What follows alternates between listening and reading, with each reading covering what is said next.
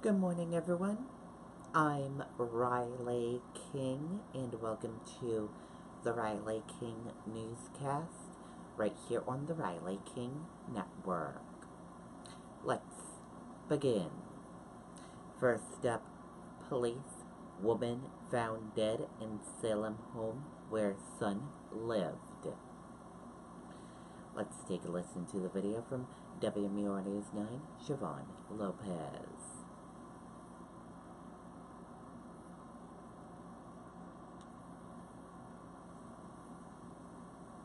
Introducing WMUR Black. Your sleep is the ultimate luxury. Dream in black on the all-new Beauty Rest Black. Right now at Cardi's, save double the mass sales tax. Cardi's Furniture. The State Police Major Crime Unit arrives at 79 Brookdale Road in Salem after police discover the body of a woman in her 80s inside. She was just life of the party. If you were talking to her, you would just smile. That's all you could do. Neighbors remember her fondly, but say they hadn't seen her for over a year.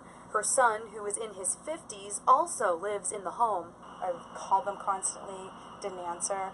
Have you seen him outside the house at all? No. He would have the window cracked a little bit in case he needed the pizza delivered or he would need groceries delivered from the neighbor. A man delivering pizza to the home today was asked by the son to bring the order to the window. The worker felt something was off and called police.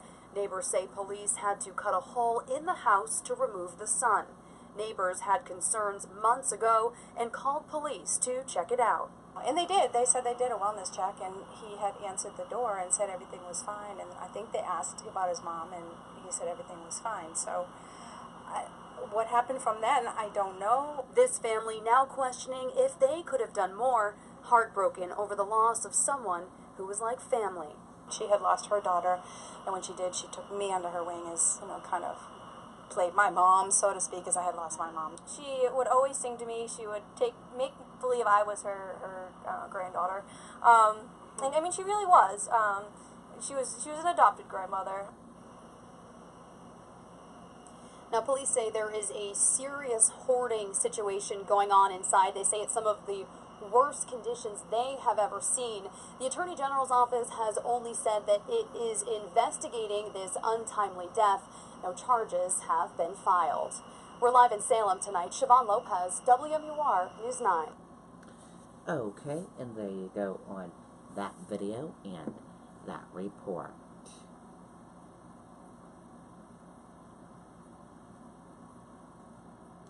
Shark attack victim suffers puncture wounds to torso, legs. Let's take a listen to the video from WCVB Boston.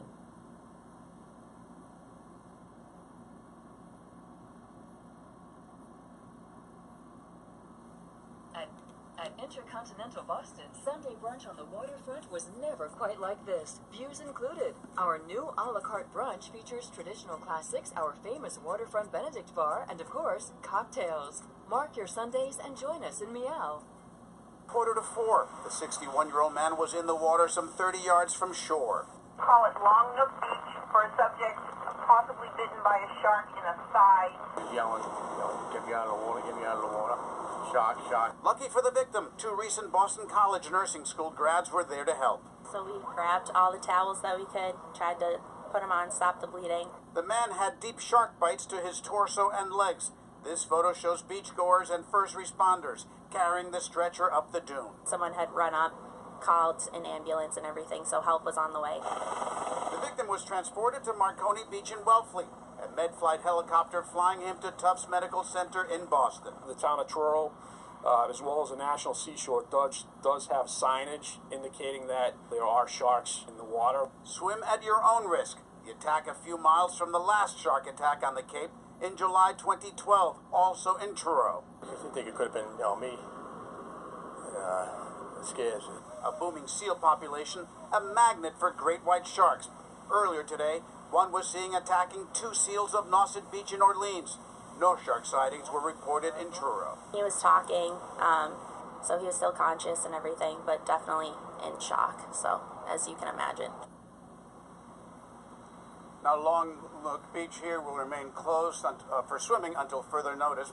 Now, because this attack actually took place on the national seashore, it is now the park rangers who are conducting the investigation.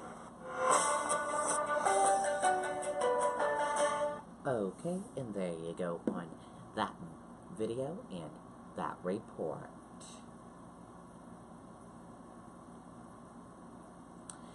Maine State Police, game wardens searching for missing Hampton man.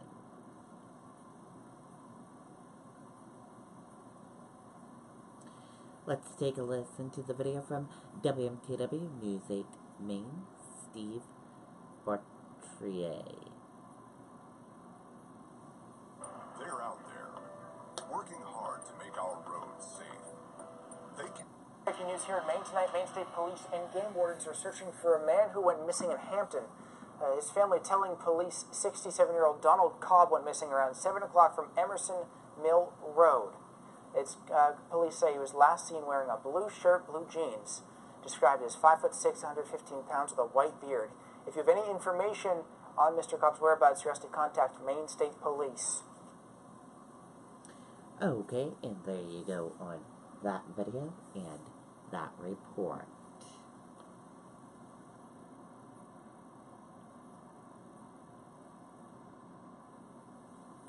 U.S. and China are preparing for a new round of trade talks, Beijing says.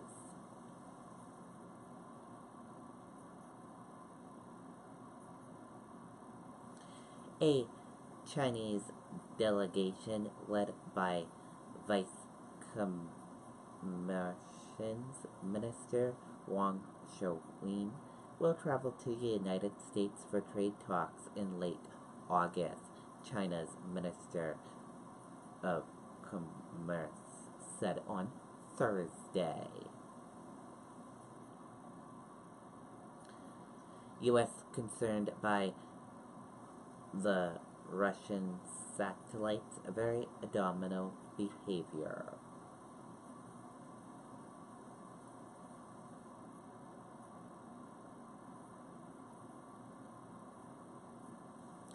When Vice President Mike Pence laid out the Trump administration plan to establish a space force as a new branch of military last Thursday, critics said it was a wasteful and unsuccessful step that added Barents Sea for something that didn't present a threat.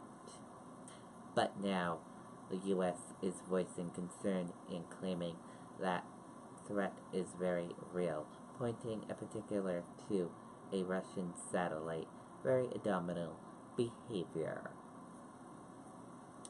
And that does it for the Riley King Newscast, right here on the Riley King Network. I hope you all have a great rest of your day, and I'll see you back here later on today for another newscast. Goodbye, everyone.